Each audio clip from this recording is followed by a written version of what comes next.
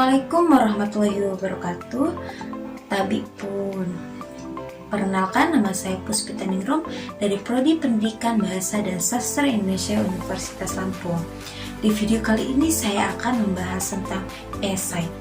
Penasaran bukan? Mari simak videonya sampai akhir.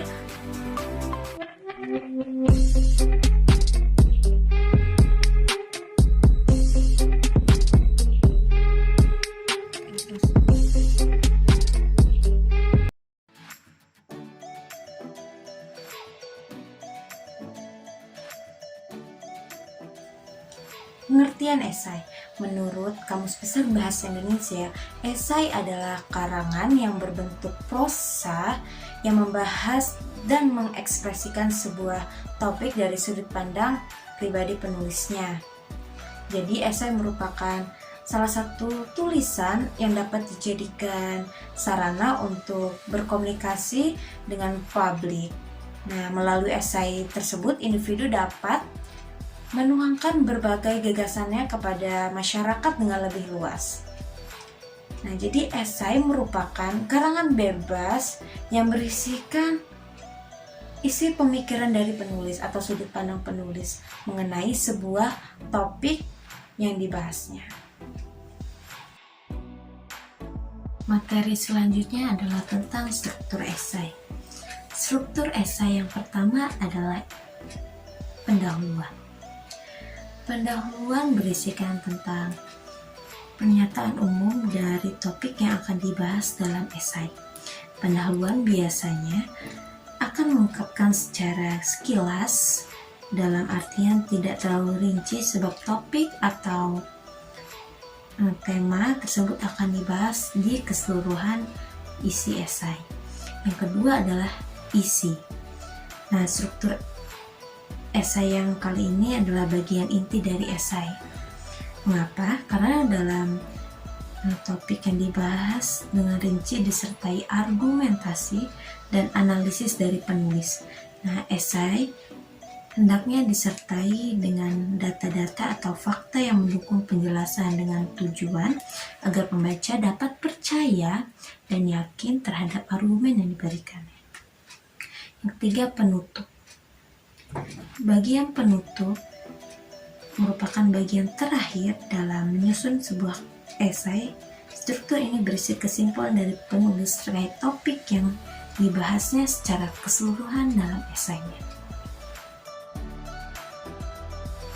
Materi yang selanjutnya adalah tentang langkah-langkah penulisan esai. Yang pertama, menentukan tema. Yang kedua, membuat outline atau garis-garis besar. Yang ketiga, menulis bagian pendahuluan. Yang keempat, menulis tubuh esai. Yang kelima, menulis gagasan. Yang keenam, menulis kesimpulan.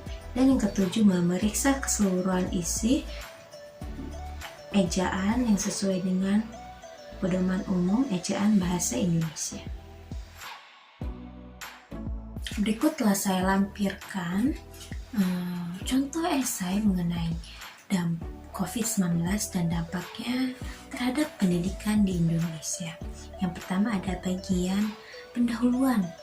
Nah, berisikan tentang pernyataan umum atau pengantar sebelum atau menuju ke bagian inti dari esai. Nah, di sini mengenai gejala-gejala COVID-19 atau kapan masuk COVID-19 di Indonesia. Jadi mengenai hanya pernyataan-pernyataan yang bersifatnya umum. Selanjutnya bagian isi.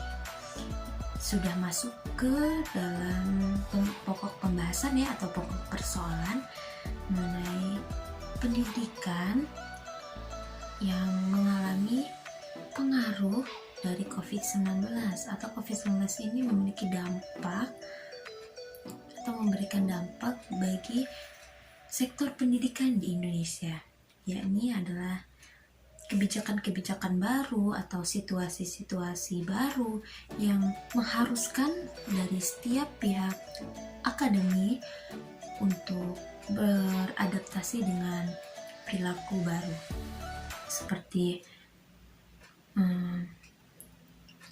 program-program atau kebijakan yang dikeluarkan pemerintah.